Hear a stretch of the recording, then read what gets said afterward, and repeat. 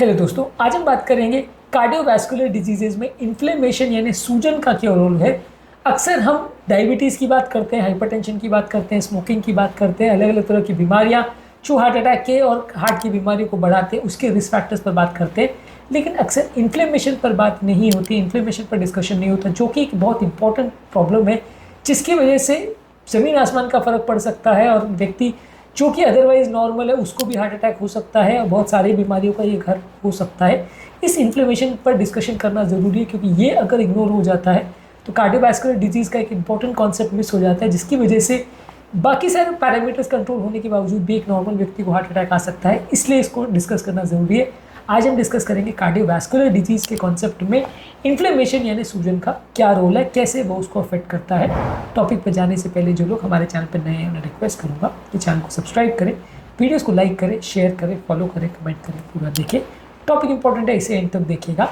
चलिए शुरू करते हैं। इन्फ्लेमेशन एथेरोस्क्लेरोसिस बढ़ाता है, यानी कि हमारी नलियों की दीवारों को हार्ड करता है, जिसकी वजह से नलियों में फैट का जमा होना बढ़ जाता है। जब बहुत ज़्यादा सूजन और इन्फ्लेमेशन होती है तो कोलेस्ट्रॉल डिपोजिशन होने का टेंडेंसी कई गुना बढ़ जाता है।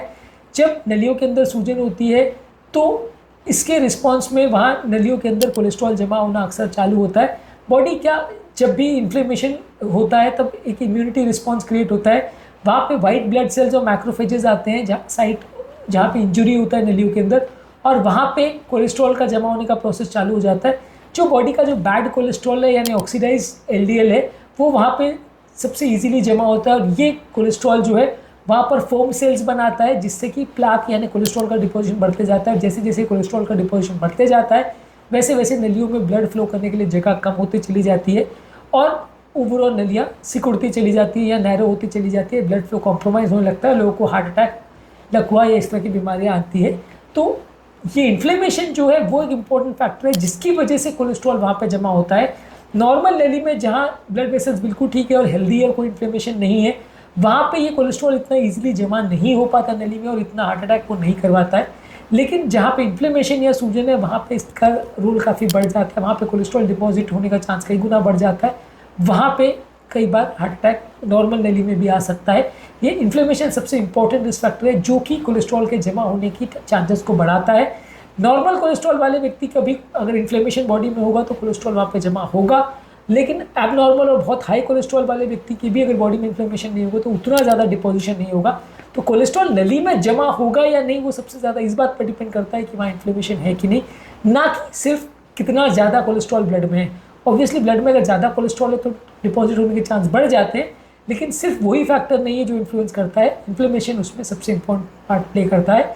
इसके अलावा सेल्स की जो इनर लाइनिंग है जिसको एंडोथेलियम बोलते हैं, वो कई बार वहाँ पे जो सेल्स का फंक्शन है वो कॉम्प्रोमाइज़ हो जाता है। एंडोथेलियम का प्रॉपर काम नहीं हो पाता है, जिसकी वजह से लोगों का प्रॉपर ब्लड फ्लो और नॉर्मल वैस्कुलर हेल्थ मेंटेन नहीं हो पाता। ये एंडोथेलियम की सेल्स खाली एक कोटिंग या एक कवरिंग नहीं रहती, ये सेल्स कई बार काफ़ी तरह के पदार्थ बनाती है, खासकर जो नाइट्रिक ऑक्साइड बनाता है, जिसकी वजह से नलियाँ डायलेट होती है और ब्लड सप्लाई इंप्रूव होता है।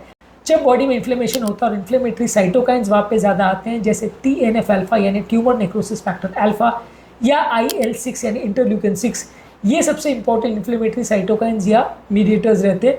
ये जब बॉडी में आते हैं तो ये एंडोथेलियम को प्रॉपर काम नहीं करने देते, जिसकी वजह से ये एंडोथेलियम की जो लाइन है ज़्यादा स्टिफ हो जाती है, ज़्यादा हार्ड हो जाती है। इसमें नाइट्रिक ऑक्साइड बनने की कैपेसिटी कम हो जाती है, ज़्यादा सिकुड़ने लग जाता है, जिससे ब्लड प्रेशर बढ़ता है और इससे नलियों में कोलेस्ट्रॉल डिपोजिशन होना बढ़ता है।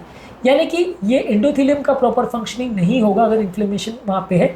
जितना ज़्यादा बॉडी में इन्फ्लेमेशन है वो इनर लाइनिंग को प्रॉपर काम नहीं करने देगा, जिसकी वजह से नलियाँ हार्ड होगी, कोलेस्ट्रॉल जमा होगा और हार्ट अटैक का रिस्क बढ़ेगा। आज के स्टेटस में एंडोथेलियल डिस्फंक्शन को बहुत इंपॉर्टेंट रिस्क फैक्टर माना जाता है हार्ट अटैक के लिए, और जो दवाई ये एंडोथेलियम को स्टेबलाइज करती है या उसको इन्फ्लेमेशन को कम करने में मदद करती है उसको काफ़ी यूज़फुल माना जाता है, वो हार्ट अटैक के रिस्क को काफ़ी हद तक कम एक्स्ट्रा कर पाती है।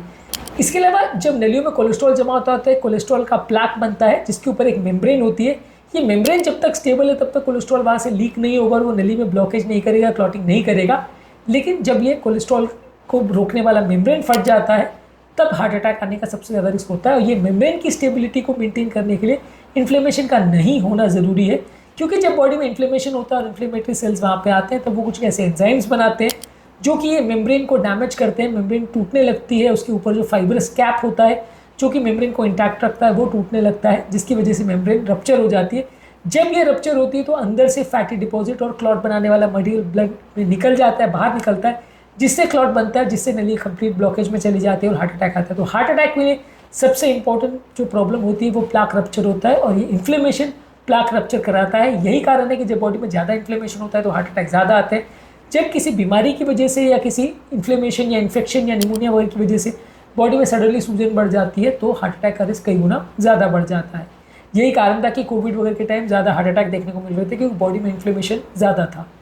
इसके अलावा क्रॉनिक इन्फ्लेमेशन की वजह से हार्ट फेलियर भी हो सकता है, यानी लंबे समय तक अगर बहुत ज़्यादा सूजन बॉडी में हो तो अलग अलग तरह की बीमारियां जैसे कि डायबिटीज़, हाइपरटेंशन, ये सारी चीज़ें इन्फ्लेमेशन से रिलेटेड होती है और ये हार्ट के फंक्शनिंग को कॉम्प्रोमाइज़ करती है। हार्ट का टिश्यू प्रॉपर काम नहीं कर पाता, हार्ट का टिश्यू डैमेज होने लगता है, सड़ने लगता है, ओवरऑल हार्ट का पंप फंक्शन कॉम्प्रोमाइज़ हो जाता है, जिससे हार्ट वीक हो जाता है, इलाज हो जाता है। तो इन्फ्लेमेशन बिना हार्ट अटैक करवाए भी डायरेक्टली हार्ट को डैमेज कर सकता है और हार्ट फेलियर करवा सकता है। बहुत सारी बीमारियों में बॉडी में जो इन्फ्लेमेटरी मार्कर्स होते हैं वो कार्डियोवैस्कुलर रिस्क को प्रेडिक्ट करते हैं। जितना ज़्यादा इन्फ्लेमेशन होता है उतना ज़्यादा हार्ट अटैक होता है। जुपिटर ट्रायल वगैरह में शो किया गया था कि इवन अगर नॉर्मल कोलेस्ट्रॉल भी रहे और बॉडी में HSCRP यानी इन्फ्लेमेशन वाले मार्कर ज़्यादा रहते हैं तो हार्ट अटैक लगने का रिस्क और पेरिफेरल आर्टरी रिस्क का रिस्क ज़्यादा रहता है। इन्फ्लेमेटरी मार्कर जैसे ही कम होते हैं वैसे ही लोगों का कार्डियोवैस्कुलर इवेंट्स या प्रॉब्लम्स होने का रिस्क कम हो जाता है। तो नॉर्मल कोलेस्ट्रॉल वाले व्यक्ति और हाई कोलेस्ट्रॉल वाले व्यक्ति में भी इन्फ्लेमेशन एक इंपॉर्टेंट पैरामीटर है, जिसकी वजह से हार्ट अटैक का रिस्क बढ़ता या कम होता है। जितना ज़्यादा इन्फ्लेमेशन होगा उतना रिस्क बढ़ेगा, जितना कम इन्फ्लेमेशन होगा उतना रिस्क कम होगा। इस फैक्टर को भी अलग अलग स्टडीज़ में शो किया गया है और ये इन्फ्लेमेटरी मार्कर्स को टेस्ट करके भी हम जज कर सकते हैं कि किस व्यक्ति को कितना हार्ट अटैक आने का रिस्क है। इसके अलावा कुछ रिस्क फैक्टर्स हैं जो बॉडी के इन्फ्लेमेशन को बढ़ाते हैं, जैसे स्मोकिंग, हाई ब्लड प्रेशर, मोटापा, डायबिटीज़ और बैठे बैठे का जीवन यानी सेडेंटरी लाइफस्टाइल, वो इन्फ्लेमेशन को बढ़ाते हैं। और ये जब प्रॉब्लम्स बॉडी में आती है तो हार्ट अटैक होने का रिस्क बढ़ता है।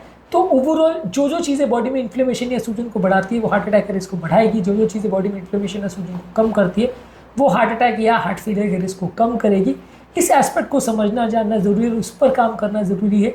यदि हम इस पर काम नहीं करते हैं और सिर्फ कोलेस्ट्रॉल पर ही फोकस करते हैं या सिर्फ BP शुगर पर ही फोकस करते हैं तो ये इंपॉर्टेंट एस्पेक्ट मिस हो जाता है और इसकी वजह से भी नॉर्मल BP शुगर वाले व्यक्ति को, नॉर्मल कोलेस्ट्रॉल वाले व्यक्ति को भी हार्ट अटैक आ सकता है।